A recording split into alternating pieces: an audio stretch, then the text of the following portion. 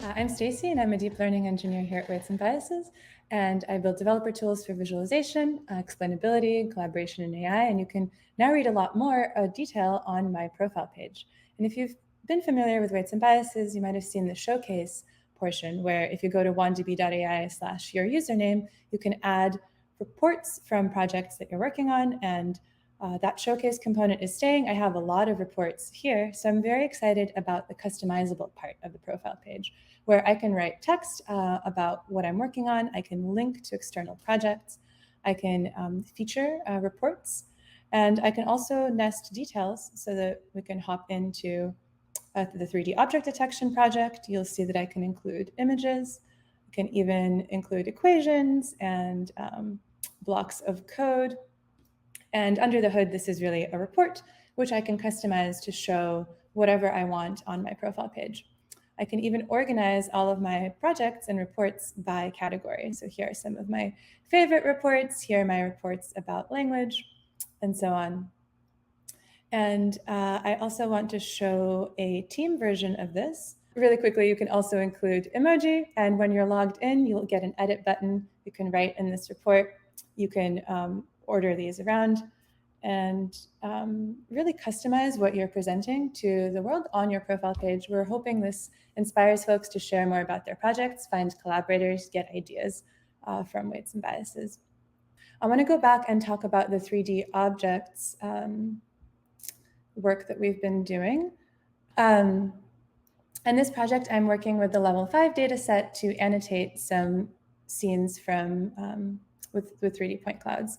And we have the ground truth bounding boxes for this data set.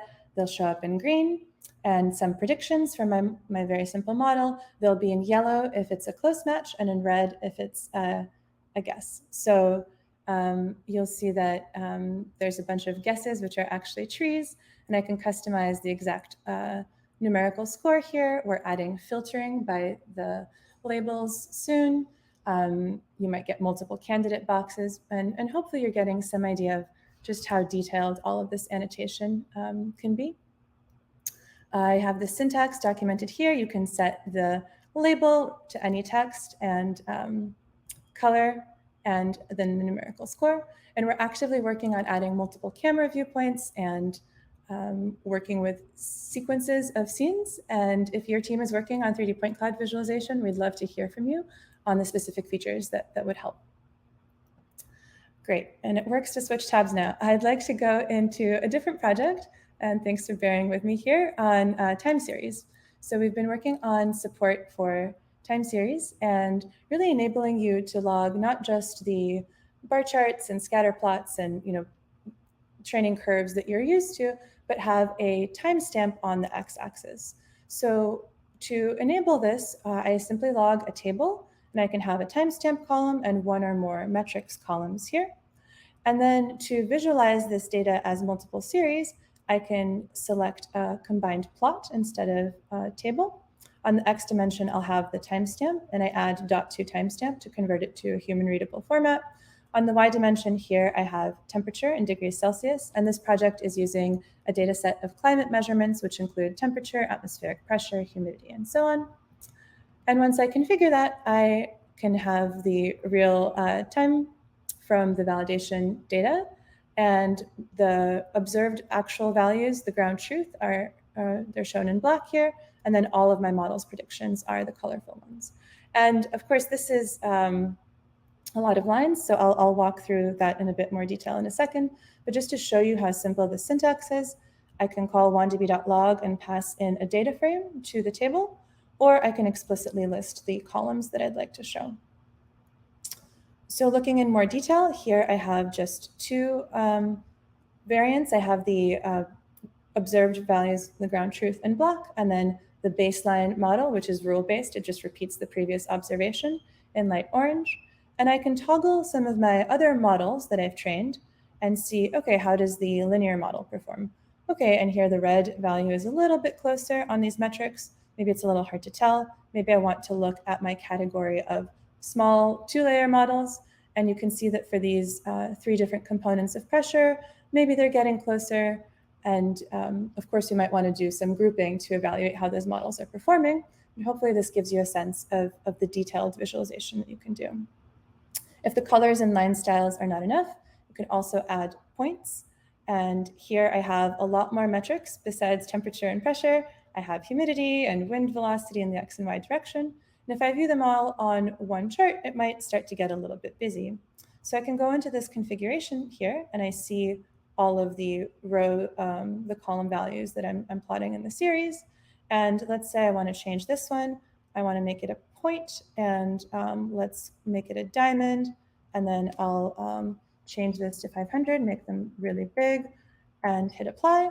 And now you'll see that that series is highlighted, and I can see the difference between some of my models and the ground truth and get really detailed about how this is visualized. Once I have all of this set up, artifacts is a great way to version time slices of my data. So I can have my training data be aliased by the last year that's included, my validation data be different years than the ones I'm training on, and my test data have the months as alias. And then in my script, it's very easy to evaluate models trained on different subsets and test them on the different months. So here I have that for May and July. And for June here, I'm showing a derived metric. So I can go into the panel plot configuration and I can actually say, subtract my model predictions from the ground truth, the observed values, and plot that. So here, the y=0 line is the actual values. And you can see that my baseline is 0.4 off of the actual value at this point. And then my dense model is doing the best. And I get a really flexible way to dynamically query precisely what I want to know about my models. I can also group these results by that training timestamp, right? As we add more data, we get better performance. I can specifically look at how much adding training data improves different models. So obviously for the baseline, it's not going to change performance because it's rule-based.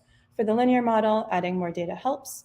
And then for our two variants, maybe it's in the noise here.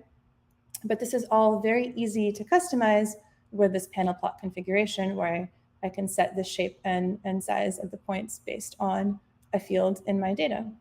Lastly, I want to show a sneak preview of where we're going with this, that you can also highlight regions of the chart. So again, you can look at performance here by model type, and my simple model variants are doing pretty similarly.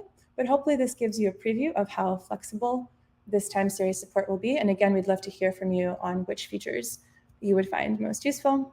You can also now share these profile links. And this is an early preview, but we'll be getting this out very soon. And thanks so much for your time.